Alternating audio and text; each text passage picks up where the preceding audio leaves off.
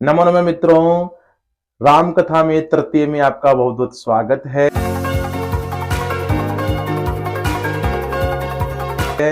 राम कथा में हम प्रारंभ से चल रहे थे और वैवस्वत मनु तक हम आ गए थे। मैं पहले की बता देता हूं, पहले वीडियो में उत्पत्ति की बता देता हूं। तो मृचिजी ऋषि जी से उत्पत्ति प्रारंभ हुई थी, ब्रह्मा जी से ये उत्पन्न हुए थे। मृचिजी ऋषि जी के पुत्र थे कश्यप ऋषि जी, कश्यप ऋषि जी के पुत्र थे वैवस्वान, वैवस्वान के पुत्र थे वैवस्वत मनु। वैवस्वान जो थे, जो सूर्य वंश की स्थापना की थी, परंतु इन्होंने इतना प्रोग्रेस नहीं किया था या सूर्य वंश की स्थापना करके इतना बढ़ाया नहीं था, इतना प्रचार प्रसार नहीं हुआ था, क्योंकि वैसे सूर्य देव की आशीर्वाद से उत्पन्न हुए थे, इसलिए सूर्य वंश की स्थापना की थी।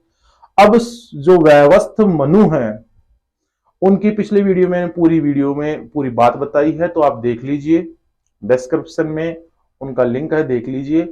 तो वैवस्वत मनु जो है, उन्होंने क्या किया, तो सूर्य वंश की स्थापना तो उन्होंने वैवस्वान ने की थी, परंतु इन्होंने सूर्य वंश की वास्तविक स्थापना की, इन्होंने वास्तविक स्थापना की और फिर इन्होंने प्रचार प्रसार भी बढ़ाया। फिर कौशलपुर की भी स्थापना इन्होंने की, वैवस्वत मनु ने।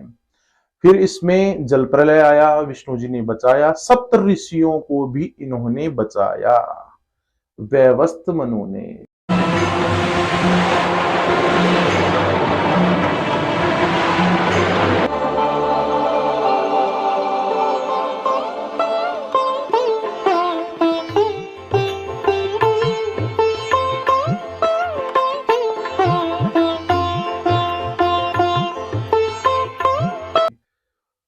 अब क्या था, वैवस्वत मनु जो है, नाव में सप्त ऋषियों को भी बचाया था जल प्रलय में।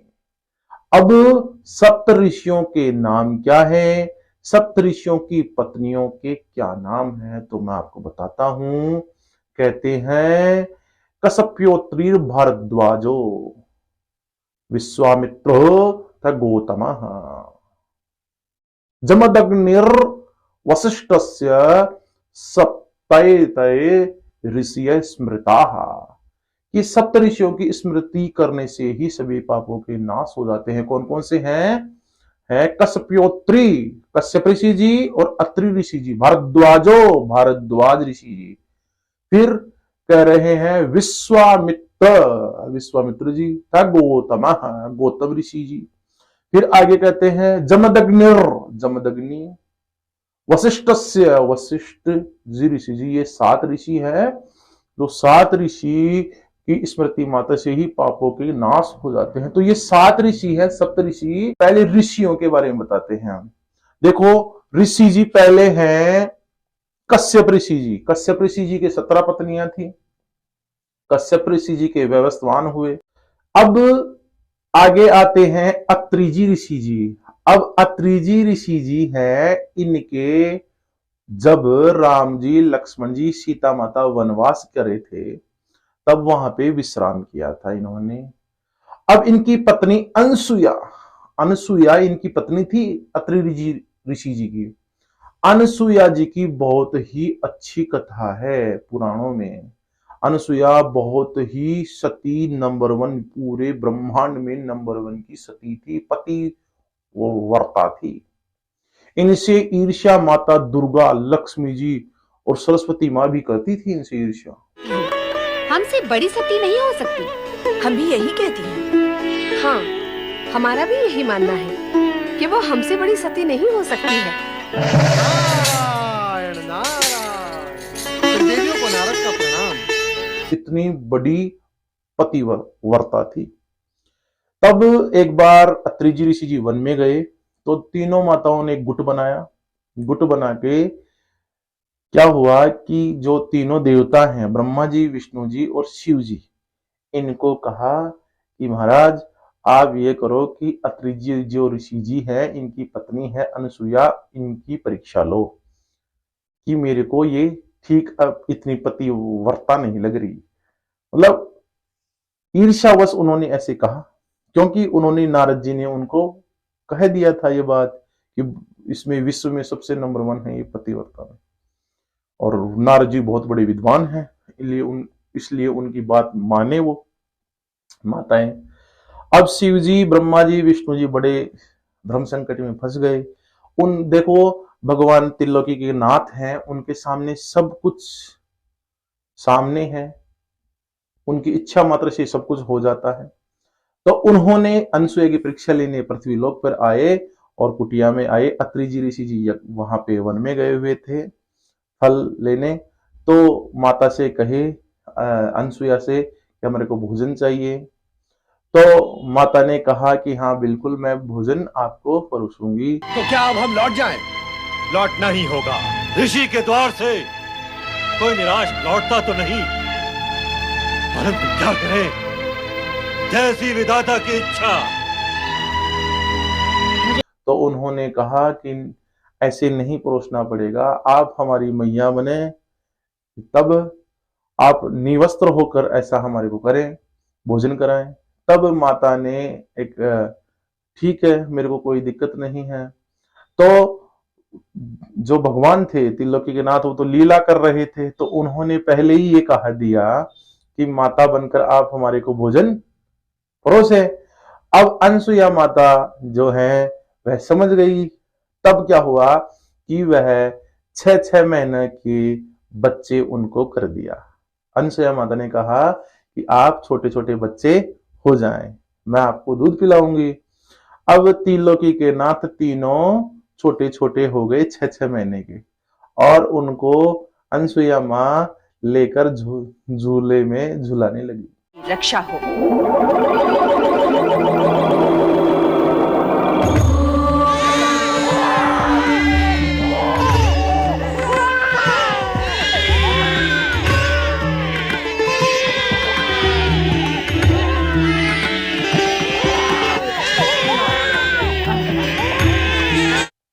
झुलाने लगी। त्रिलोकी के नाथों को अपने, कहां पे, अपने कुटिया में तीनों को इस एक सा ही कलर उनका, कि उनका कलर भी साफ अलग अलग नहीं है, सेम एक से ही। त्रिलोकी के नाथ क्या है, पालने में झूल रहे हैं। अब क्या है, उनको माता भोजन भी नहीं करा रही है, क्योंकि अत्रि जी ऋषि जी भी नहीं आ रहे हैं। अब वो देर हो रही है, इधर वो रो रहे हैं। देखो आप कितनी बड़ी वो हो रही है। अब माँ का मातृत्व भाव जग गया है, मातृत्व भाव जग गया है, और उनके स्तनों में दूध आ गया है। त्रिलोकी के नाथों को वो दूध पिला रही है माता। देखो आप कितनी बड़ी लीला हो रही है। अब हुआ क्या कि ब्रह्मांड में जो जगत के पालनहार हैं वो ही बच्चे बन गए, तो अब जगत का होगा क्या। लक्ष्मी माँ, दुर्गा माँ और सरस्वती माँ बड़े चक्कर में आ गए कि वो गए कहां, और वो तुरंत कुटिया में आए। इधर कुटिया में नारद जी भी पधार गए, और इधर शेषनाग जी भी वहां पे पधार गए। इधर गरुड़ जी भी पधारे, शिव जी के नंदी जी वो भी पधार गए, पास में आके कुटिया के बाहर बैठ गए कि भाई क्या हुआ, कहां गायब कर दिया। अब कहानी आती, कहते हैं, कथा में आती है कि माता उनको झुला रही है। अब पार्वती माता, लक्ष्मी माता अनसुया जी के पास में वो आते हैं, और वो कहती हैं कि जो वो आए थे ऋषिगण, वो कहाँ हैं, वो हमारे पति हैं। तो अनसुया जी बड़ी मुस्कुराई कि ये पालने में झूल रहे हैं, इनमें से देख लो आपका कौन सा है। तो बड़ा वो विचलित हुए, क्योंकि वो एक से ही बच्चे लगे वो। अब क्या हुआ, ब्रह्मा जी को तो लक्ष्मी जी ने उठा लिया, विष्णु जी को उठा लिया पार्वती माता ने, लक्ष्मी जी ने शिव जी को उठा लिया। अब उठाने के बाद में पता चला, बड़ा शर्मिंदा हुआ कि मैं तो अपने पति का भोई पहचान नहीं सकती। अनसुया जी ने ये कहा हंसकर कि आप तो अपने पतियों को भी नहीं पहचान सकती, तो आप मेरी परीक्षा कैसे लेंगी। और बड़ा हास्य विनोद हुआ।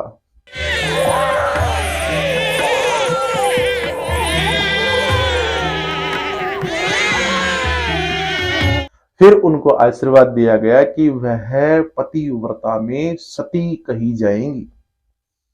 तो ऐसे इनकी अनसुया जी की कथा आती है। तो अत्रि जी ऋषि जी की अनसुया जी पत्नी थी। आगे बात करते हैं अगले ऋषि जी की, भारद्वाज ऋषि जी। भारद्वाज ऋषि जी के द्रोणाचार्य पुत्र हुए थे। द्रोणाचार्य इनके पुत्र हुए थे और इनकी पत्नी है, उनका नाम ध्वनि था। भारद्वाज ऋषि जी है, इनकी पत्नी का नाम ध्वनि था। अब भारद्वाज ऋषि जी ही आयुर्वेद के बारे में बताया था, इन्होंने बहुत बातें की थी भारद्वाज ऋषि जी। अब आगे बात करते हैं विश्वामित्र जी की। तो विश्वामित्र जी की बात करते हैं। तो विश्वामित्र जी ने गायत्री मंत्र की स्थापना की, गायत्री मंत्र इन्होंने बनाया। फिर विश्वामित्र जी की एक कथा भी आती है कि विश्वामित्र जी ही क्या लक्ष्मण जी को और राम जी को स्वयंवर में इन्होंने ही लेके गए थे। ये ही लेके गए थे, कौन? विश्वामित्र जी। विश्वामित्र जी की कहानी यह आती है, कथा ये आती है कि विश्वामित्र जी एक बार इंद्र से रुष्ट हो गए। बड़ा उनको क्रोध आया तो वह तपस्या करने लगे कि मैं एक ऐसा स्वर्ग ही बना दूंगा, अलग ही स्वर्ग बना दूंगा, जिससे लोगों का मोक्ष होगा तो मेरे वाले स्वर्ग में जाएंगे। तो इंद्र बड़ा विचलित हो गया कि अब तो ये तो गड़बड़ हो गई, तो दूसरा स्वर्ग बनेगा और ये तो मामला ही गड़बड़ हो जाएगा। तो इंद्र ने क्या किया? इंद्र की अप्सरा थी मेनका जी, मेनका को उन्होंने पृथ्वी लोक पर भेजा कि उनकी तपस्या भंग कर दो। अब जो विश्वामित्र जी हैं, इनकी तपस्या को वो भंग कर दिए। इन्होंने मेनका ने भंग किया। तब मेनका से विवाह विश्वामित्र जी ने किया। विश्वामित्र जी और मेनका के विवाह होने पर उनकी पुत्री हुई शकुंतला। उन पर कालिदास जी महाकवि हैं, उन्होंने भी एक कथा लिखी है। तो मेनका के फिर वो दिन पूरे हो गए, शकुंतला उनकी पुत्री हुई और विश्वामित्र जी और शकुंतला को वह छोड़कर स्वर्ग में चले गए। ऐसे इनकी बात आती है। आगे बात करते हैं विश्वामित्र जी के बाद में गौतम जी की पत्नी थी अहिल्या जी, और अहिल्या जी को पत्थर बन गई थी वो, तो भगवान राम इनके पैर लगाने से वापस ये पुनः मनुष्य जीवन में आ गई थी। आगे बात करते हैं विश्वामित्र जी के बाद में जमदग्नि। अब जमदग्नि है, इनकी पत्नी थी रेणुका। जमदग्नि की पत्नी थी रेणुका और पुत्र थे परशुराम जी। परशुराम जी उनके पुत्र थे। रेणुका के गर्दन को परशुराम जी ने काट दिया था जमदग्नि जी के आदेश पर। जमदग्नि जी ने ऐसे कहा कि आपकी मां का गर्दन काट दो, गला काट दो, तो काट दिया, मृत्यु हो गई। फिर जमदग्नि प्रसन्न हुए अपने पुत्र पर, तो कहे कि मांग क्या मांगता है? तो उन्होंने यही कहा कि मेरी मां है, उनको पुनर्जीवन दे दीजिए, रेणुका जी को। तो फिर वह रेणुका जी वापस पुनः जीवित हो गई। परंतु इस कथा में नहीं पता कौन क्या क्या गलत भावनाएं डालते हैं, बताते हैं परशुराम जी के बारे में कि उन्होंने तो ये किया कि अपने पिता की आज्ञा का भी पालन कर लिया और अपनी मां को भी बचा लिया। अन्याय के लिए न्याय का और असत्य के लिए सत्य का प्रतीक हूं मैं ऋषि जमदग्नि का पुत्र राम हूं, वो राम जिसके हाथ में परशु है। अब बात करते हैं वशिष्ठ जी की। वशिष्ठ जी देख लीजिए, वशिष्ठ जी की जो पत्नी थी अरुंधति पुत्री थी राजा दक्ष की। तो वशिष्ठ जी है, उनके जो दशरथ जी हैं त्रेता युग में दशरथ जी के पुत्र जो राम लक्ष्मण शत्रुघ्न भरत, तो ये हुए उनके गुरु भी बने। ऐसे ये सप्त ऋषि हैं। सप्तऋषियों के जो पुत्र हुए वह ही ब्राह्मण हुए। अब देखो, इनके ब्राह्मण हैं जो राजा मनु के पुत्रों के रक्षक हैं। ब्राह्मण क्या है? रक्षक हैं। ब्राह्मण हमेशा बड़ा भाई है सबका। ब्राह्मण क्या है? सबका बड़ा भाई, सबको राय देगा, वो सबको सलाह देगा। लेकिन कलयुग में भाई भाई का नहीं है, बड़े भाई का नहीं है, कलयुग है। तो भाई की तो बात, भाई तो सब बंद और सब चालू। भाई बंद, भाई बंद हैं जो तो बंद, भाई बंद बोलते हैं, उसमें भाई तो हो गए बंद और सारे चालू। तो कलयुग है तो भाई भाई के नहीं बनती है, इसलिए ब्राह्मण से ये लोग इतना नहीं बना पाते हैं। जबकि ब्राह्मण इनके बड़े ज्येष्ठ भ्राता हैं और इनको हमेशा अच्छा मार्ग ही दिखाएंगे। जब भी आप ब्राह्मण से राय लेंगे तो वह आपको अच्छा ही बताएगा, गलत राय कभी नहीं देगा, क्योंकि आपका वो ज्येष्ठ भ्राता है। परंतु कलयुग में हम उनको मानते ही नहीं है ज्येष्ठ भ्राता। और हमारे को जो जो वैष्णवी माता है वो हमारे को यह भ्रमित कर देती है, जिस कारण हम भ्रमित रहते हैं और ब्राह्मण को हम बड़ा भाई मानने से बिल्कुल भी स्वीकार नहीं करते हैं और उनको हम योग्य भी नहीं समझते हैं और उनका अपमान करने में तत्पर बने रहते हैं। बिल्कुल 100%। यदि कोई ब्राह्मण का अपमान नहीं करता है, उसका विकास इक्ष्वाकु वंश की तरह है, भगवान राम के वंश की तरह है। आगे बात करते हैं। सप्तऋषियों की बात हो गई, सप्तऋषियों के पुत्र ब्राह्मण हुए। अब जो वैवस्त मनु है, इनके 10 पुत्र हुए। 10 पुत्र कौन कौन से हैं देख लीजिए। इल सबसे बड़े हुए इल, दूसरे नंबर के हुए इक्ष्वाकु। इक्ष्वाकु वंश में इक्ष्वाकु जी ने टैक्स प्रारंभ कर दिया, टैक्स लेना प्रारंभ किया, राजपाट में दंड देना प्रारंभ कर दिया। इससे पहले क्या था कि 5 भाई थे, राक्षस, दैत्य, कन्नर। तो ये इन देवता, इनको मध्य युद्ध होता था, लेकिन प्रलय में ये समाप्त हो गया और फिर बाद में दूसरा युग प्रारंभ हो गया।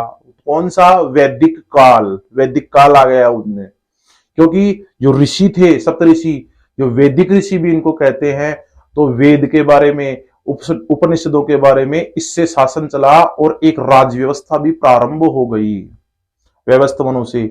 लेकिन पूर्णतया इक्ष्वाकु ने पूर्णतया राज व्यवस्था प्रारंभ की। तो एक तरफ तो थे राय देने वाले, कौन? ब्राह्मण, और इनसे राय से ये भाई इनके चलते थे। अब व्यवस्थ मनु के 10 पुत्र हुए। अब इनमें व्यवस्थ मनु में ये ही जातियां हैं, फिर जो कर्म के अनुसार उनकी डिवाइडेशन हो गया। अब देखो, इक्ष्वाकु के बारे में जो है लेखक इतिहासकार मैक्स मूलर ने भी बताया है कि इक्ष्वाकु एक जाति थी। इक्ष्वाकु एक जाति थी और जाति ने अलग अलग फिर बाद में शासन किया। तो देखो, व्यवस्थ मनु के बाद में इक्ष्वाकु आई, इक्ष्वाकु राजा हुआ। इक्ष्वाकु से वो धीरे धीरे ग्रुप में अलग अलग बट गए, फिर उनके कर्मों के अनुसार, काम के अनुसार उनको डिवाइडेशन कर दिया। भाई कोई क्या कर रहा है, कोई क्या कर रहा है, कोई क्या कर रहा है। फिर इन्होंने भाई इक्ष्वाकु है वो नाम दे दिया। फिर धीरे धीरे कोई जैसे पीपल के नीचे रह रहा है, पीपल के नीचे, पेड़ के नीचे रह रहा है तो पीपल वाला हो गया। किसी जगह रह रहा है, पानी की जगह रह रहा है तो पानी वाला हो गया। तो फिर इनके बैंड भी पड़ गए नाम के नीचे नीचे, धीरे धीरे और अलग अलग ये हो गए, गोत्र बन गए, अलग अलग नाम पड़ गया। तो अलग अलग शासन बन गए जहां पे रह रहे हैं। जैसे किसी हैंडपंप के पास कोई पर्वत पर रहता है तो पहाड़ी हो गया वो, कोई नीचे रहता है तो नीचे वाला हो गया, कोई पीपल के पेड़ के नीचे तो पीपल वाला हो गया, आम के पेड़ के नीचे रहते हैं कोई कुटिया बनाकर 15-20 भाई जन, वो फैमिली रहती है तो आम वाले हो गए वो। तो ऐसे जैसे नाथ संप्रदाय है तो नाथ संप्रदाय की और जो बस्ती रहती थी वो तो नाथावाला वाले हो गए। तो ऐसे हर का अलग वाला अलग अलग नाम बैंड पड़ गया, परंतु हमारी उत्पत्ति यहां से ही धीरे धीरे प्रारंभ हुई। आगे भी हम बात करेंगे। अब पूर्णतया बातें चलेंगी कि किस कैसे कैसे उत्पत्ति हुई और भगवान राम की उत्पत्ति कहां से हुई, और आगे भी हम चलेंगे। आप वीडियो को जरूर शेयर करें और प्रत्येक व्यक्ति को हमारे को पता होना चाहिए राम जी के बारे में और हमारे वंशज के बारे में। तभी हम कहते हैं कि राम हमारे वंशज हैं, हम राम के वंशज हैं। राम हमारे वंशज नहीं है, राम जी के हम वंशज हैं और सभी राम जी के ही वंशज हैं। चाहे बाद में सोच से बदल जाएं, वो कोई दिक्कत वाली बात नहीं है, लेकिन जो ये वास्तविक है। नमो नमः। विष्णु त्रिवेदी नाथावाला।